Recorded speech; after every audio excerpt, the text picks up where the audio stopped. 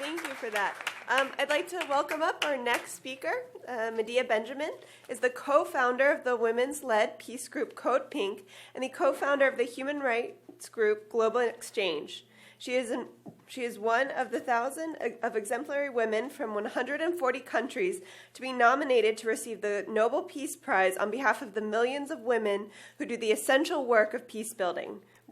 She is the author of 8 books, including Behind the U.S.-Saudi Connection.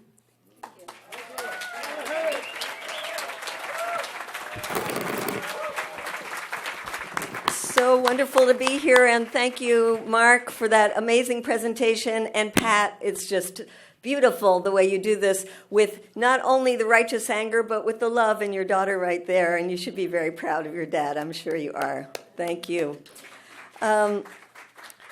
We don't get a hell of a lot of wins in the peace movement, so I want to acknowledge all the work that people in this room did to get the Iran peace deal, which is such an important step forward, and the best thing that Obama has done as far as foreign policy. And to also call out that I think one of the most vibrant parts of the peace movement, and perhaps not acknowledged enough here, is the pro-Palestine work and the way the boycott divestment movement has just taken off all over the country, has a lot of dynamism, young people, people of color, the way the Black Lives Matter people have embraced the Palestine movement, and with let's see, maybe a Hillary in the White House, it's really going to blow up because she has really attacked that movement, and it's just going to give a lot more energy for those of us involved in BDS. And I also want to give a shout out to recognize that the Women's Boat to Gaza is on its way to Gaza right now with our wonderful Ann Wright aboard.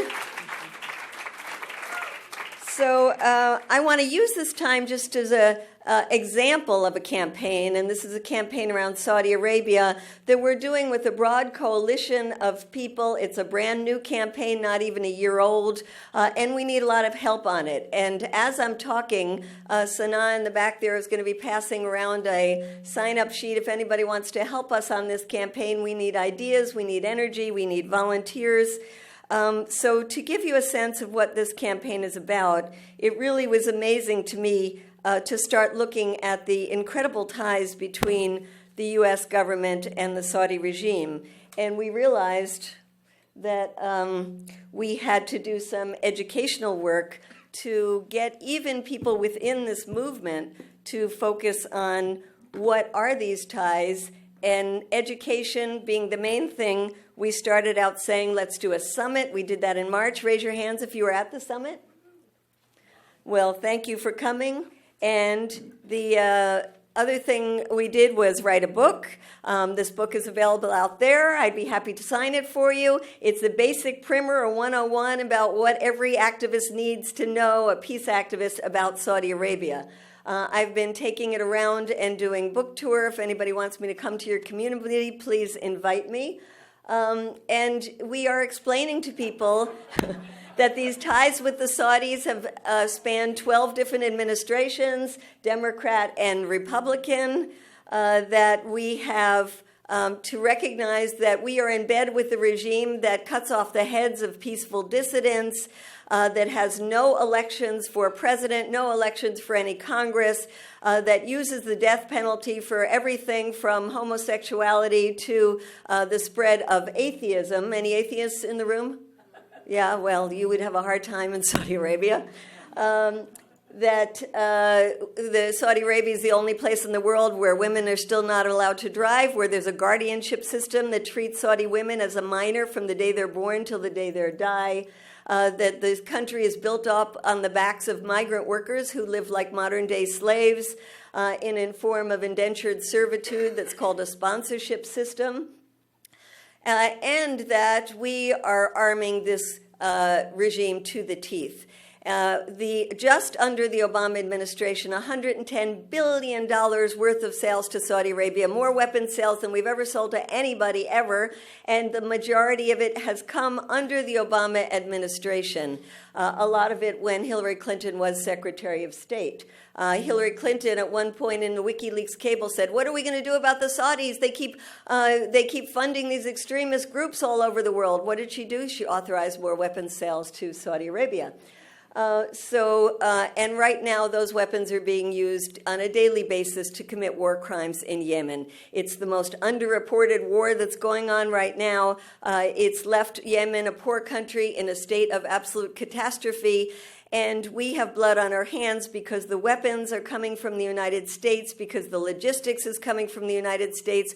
When they hit schools and neighborhoods, and 1/3 of the targets of over 8,600 Saudi bomb have been civilian targets, they are done with U.S. support, including diplomatic support. So what do we do? And the other thing is to recognize that one of the reasons we don't hear more about Saudi Arabia is they have bought consent or silence with a lot of their petrodollars. We buy the oil, they make the money, and they put the money into spreading their distorted version of Islam, not the peace-loving Islam the majority of people in this world practice, but their distorted view of Islam. And then they also put the money into buying favorite views from things like major universities, like the one we're in right now, Ivy League schools all over this country, foundations like you've heard of the Clinton Foundation.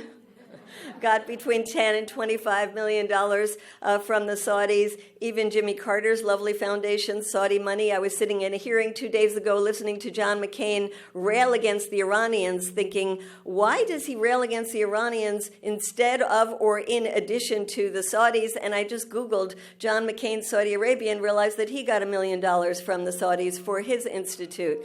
They spread the money around. There are 8 different lobby groups in the United States, right here in Washington, D.C., that are paid for by the Saudi government, that are paid agents of the Saudi government, and they include ones that have Republicans and Democrats, including former senators, Republicans and Democrats. And here you see a picture of the Podesta brothers. Started a lobby firm called the Podesta Group. You might have heard of John Podesta. He is the head of Hillary Clinton's presidential campaign. His brother, John Podesta, gets $140,000 a month from the Saudis. It is really disgusting, and we've got to do something about it. So what are we doing? We are trying to build a movement around this. The first thing is educating people around the issue of the weapons sales. There have been 43 different weapons sales in the last 8 years. Normally, Congress just looks the other way and let them go through. But right now, there is more awareness among Congress, thanks to the work that many of our organizations are doing, to say, hey, do something about these weapons sales, block them. And so we started out with the weapon that has a bad reputation or a worse reputation than some of the other ones, and that is cluster bombs. Human Rights Watch did a great report about how cluster bombs are being used. The United States is furnishing Saudi Arabia with cluster bombs that are being used in Yemen, even though the international community has banned cluster bombs. So we focused on this. There were groups where the factory of Textron, who was making these, they were protesting, like Massachusetts Peace Action. They were protesting at their Delaware plant. Others were protesting at their headquarters. There, at the same time, we were protesting in front of the Saudi embassies, at the U.S. State Department, in front of the White House, and we were organizing members of Congress. And we did a pretty amazing job for a beginning campaign, which is when there was a vote in Congress, it was 202 people against selling these cluster bombs versus 216. So we came very, very, very close. So much pressure that Obama then stepped up and said he was going to put a halt on the sale of cluster bombs. And then Textron in September said it was going to stop the production of cluster bombs. So our next thing became the larger issue of the weapons sales. There was a deal that just as all these reports about the war crimes in Yemen was going out, the Obama administration announced a new round of $1.15 billion of weapons. And so many of us got organized and mobilized and said, let's do something about it. We had great spokespeople in the Senate, Chris Murphy from the Democrats, Rand Paul from the Republicans, and a broad coalition that not only included peace groups, but included a humanitarian community from groups like Oxfam to Mercy Corps to the Red Cross, groups that had never stood up against weapons sales, like Mercy Corps, for example, and it included groups like the American Bar Association, so a very broad coalition. We got organizing, we got mobilizing, and we managed to get 27 senators in the vote just now to vote against it. We lost the vote because there were 71 in favor. One has to scratch your head and say, how much money are they taking from the Saudis or the weapons industry that they would vote for this? But given the way things are today, getting 27 was actually a good start because there will be another round of weapon sales coming up very soon, and we need to get on the horn and get in touch with all of our congresspeople, especially the ones that voted the wrong way this time, and give them hell, do sit-ins in their offices, do protests in their offices, and tell them how disgusted we are that they are authorizing weapon sales to this repressive regime. The other thing we can do is be creative. We have a very creative person right here, David Hartsoe, who said, why don't we look at where these weapons are being produced all over the country and do protests at the production site, and why don't we look at where they're being shipped from and do protests from the places they're being shipped, try to stop the shipment of weapons. We also have one company, General Dynamics, that's the one profiting the most from these. We found out that somebody has broken the glass ceiling in the weapons industry. In fact, the CEO of General Dynamics is a woman. So we thought, well, let's go after this woman. And we found out where she lives, actually. We can go and say there's blood on the hands. There's a war criminal living in the neighborhood. We can go to their production sites. We can go to she's on the board of the university, Northwestern University. We can get the students involved and say, get her off the board. We can look at this issue of religious freedom. Saudi Arabia is, every year, according to our Congress, we have a law that says, International Religious Freedom Act, that we will study every year the worst abusers of the most intolerant countries when it comes to religion. Saudi Arabia is the only country in the world where you couldn't build a church. Saudi Arabia is the only place in the world where you could get arrested for having Bibles. Saudi Arabia is the only country in the world where until 2004, you couldn't get into the country if you were Jewish. A non-Muslim, a Shia minority are discriminated against. Every year they come in among the countries the worst of the worst in terms of freedom of religion. But according to the law, they're supposed to get sanctioned. And other countries like North Korea and Burma do get sanctioned. Saudi Arabia doesn't. Why? Because in 2004, the State Department instituted an indefinite waiver for Saudi Arabia.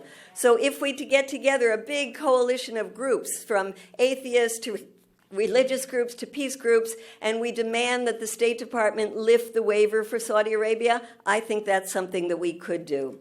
We could go to the Podesta group and do protests and sit-ins outside their office and tell them, break the contract and stop taking dirty dictator dollars. So I want to say that there's one other thing that's really, really, really important that we do, and that's to support people inside Saudi Arabia, because people inside Saudi Arabia are risking their lives to stand up to their government. And I want to show you a video that we did of a young man who was arrested as a juvenile, and he was a peaceful protester, a member of the Shia community. And this is what happened to him. This is a video that Code Pink did.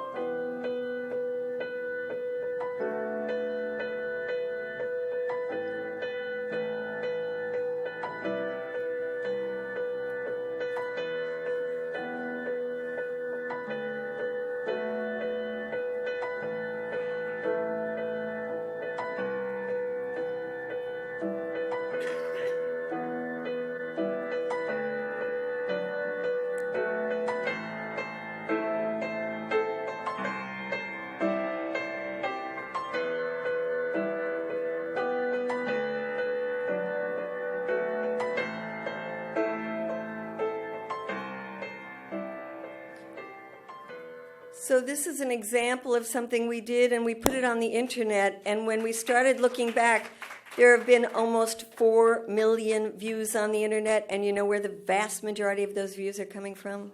Saudi Arabia. And we're getting so many thanks. And the parents said the only reason their son is still alive is because of international support. So let's recognize how important it is for us to give solidarity to these people in Saudi Arabia, and how important it is for us to cut our ties with the Saudi regime. And I just want to end on a more positive note, because I feel like whoever is coming into the White House, we know is going to be a hawk. And the movement and the people who were part of the movement under Bush who went away, they're not going to be under the illusion like they were under Obama that things are going to be okay. This movement is going to build. We are going to have hundreds of thousands of people in the streets again like we did before. And I felt it when I was at the Democratic Convention. Being in the Democratic Convention, on the floor of the convention, when all of a sudden, when the former Secretary of Defense was speaking, Leon Panetta, and when General John Allen was speaking, there was a cry coming up from the floor, starting in one delegation, Oregon, passing to Washington, passing to California, and people got up and were chanting at the top of their lungs what I would like you to stand up and chant with me at the top of your lungs. And just think about this resounding throughout the convention when all the war hawks were there listening, and it was, "No more war! No more war!"